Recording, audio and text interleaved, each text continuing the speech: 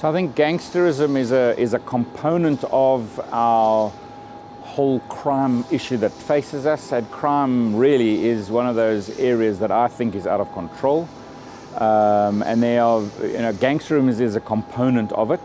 Gangsterism is also pretty much area bound, but I think those areas or traditional areas are actually now expanding. And in explanation, I think the kind of drug market and the poaching market is the sort of illicit economy within the system, and you can see it moving now out into some of our rural towns, where you're seeing drugs now becoming much more of a problem in small little towns and villages across the province. I've been the MEC of Community Safety now since the 1st of November, 5 full months, and in those 5 full months, 1,567 people in this province have been murdered, of which a component of those murders are driven by gangsterism.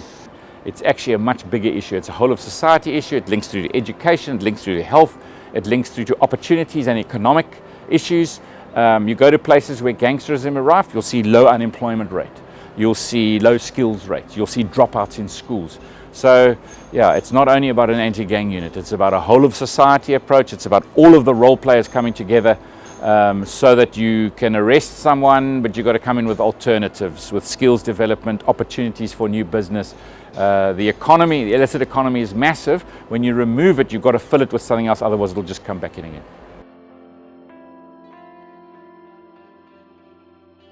So from our point of view, our piece of legislation says regulation and neighbourhood watch registration. So you're not just on a neighbourhood watch, your fingerprints are checked, you're registered, you are approved, you are supported. Because it's about that whole of society approach. I think we've still got a bit to go with private sector. It's supporting municipal policing and law enforcement and bringing those partners in. And then it's about the prevention. And prevention is programs like the Chrysalis Project. 200 young people every 3 months going into a boot camp. And I think we've learned some lessons, been there for a while. I think it's the most amazing project. But now what happens is you can't just take those young people at risk, put them through a process, then put them back into the same circumstance. They go straight back into the gang or straight back into the drugs. So now the project is we pull you out of the risk situation, we put you into a boot camp, we give you some skills training from welding to cookery, doesn't matter whether you're male or female, and computer courses in between. And then we employ you for a year in one of our partner government offices.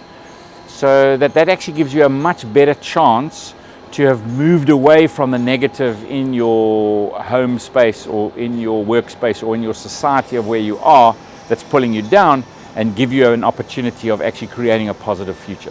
But that's one small little program. We've got a whole range of other programs, but I think if looking forward, what I would really like to see in this government is much more work on the prevention side, on the crime and grime and values and lying, and starting with our kids. We've got to build a value system that actually becomes the prevention of what happens on the other side.